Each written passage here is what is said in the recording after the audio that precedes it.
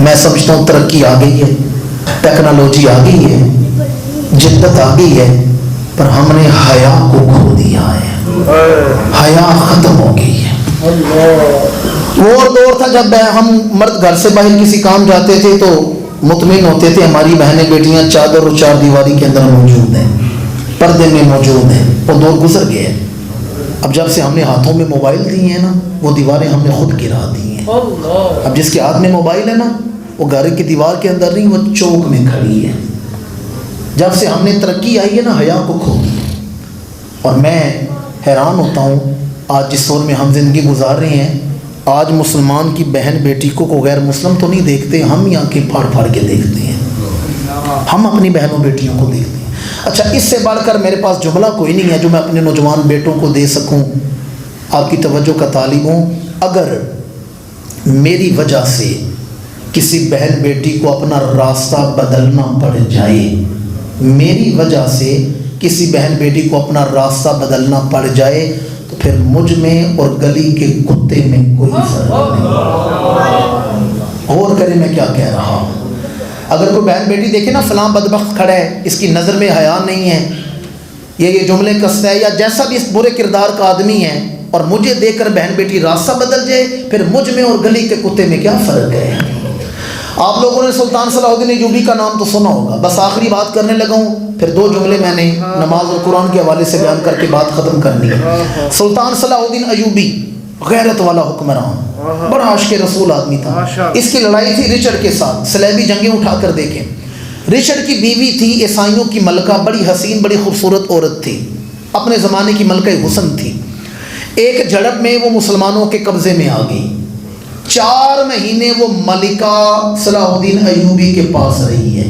کتنا عرصہ؟ 4 مہینے۔ 4 مہینوں کے بعد ایک جگہ مذاکرات ہوئے، اس ملکہ کو واپس بھیج دیا گیا۔ ملکہ واپس گئی تو رچرڈ اپنی بیوی سے نظریں چراتا تھا، اپنی بیوی کے پاس نہیں آتا تھا۔ اس نے ایک دن بٹھا لیا، اس نے کہا رچرڈ میں تیری بیوی ہوں اور زمانے کی حسین ترین عورت ہوں، اور اتنے مہینوں بعد ہم ملے ہیں، تو میرے قریب کیوں نہیں آتا، مجھ سے بات کیوں نہیں کرتا؟ رچرڈ نے کہا تیرا حسن ہی تیرا مسئلہ ہے، تو زمانے کی حسین ترین عورت ہے اور 4 مہینے میرے دشمن کے گھر میں رہ کر آئی ہے۔ 4 مہینے تو میرے دشمن کے گھر میں رہ کر آئی ہے، یہ کس طرح ممکن ہے اس نے تیری عزت میں فرق نہ ڈالا ہو؟ یہ کیسے ممکن ہے اس نے تیری عزت کو خراب نہ کیا ہو؟ رچرڈ کی بیوی نے کہا رچرڈ میرے پاس بیٹھ، میری ساری تقریر بھول جائیں، کوئی گلہ نہیں کوئی شکوہ نہیں، یہ آخری جملے یاد کر کے لے جائیں۔ رچرڈ کی بیوی نے کہا سن، تیرے ساتھ شادی ہونے سے پہلے میں ایک بادشاہ کی بیٹی تھی، میرا باپ بادشاہ تھا، میں شہزادی تھی، میرا باپ مرا تو پھر میرا بھائی بادشاہ بنا، میں بادشاہ کی بہن تھی، بادشاہ کی بیٹی تھی، پھر بادشاہ کی بہن بنی، پھر میری شادی تیرے ساتھ بادشاہ کے ساتھ ہوئی، میں بادشاہ کی بیٹی تھی، بادشاہ کی بہن تھی، اب میں بادشاہ کی بیوی ہوں۔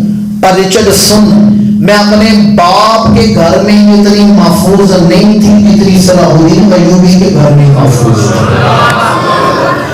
میں اپنے بھائی کے گھر میں اتنی محفوظ نہیں تھی جتنی صلاح الدین ایوبی کے گھر میں محفوظ تھی، اور میں تیری بیوی ہوں، تیری عزت ہوں، پر ہم لوگ پردہ نہیں کرتے، نامحرم ہمارے قریب آ جاتے ہیں۔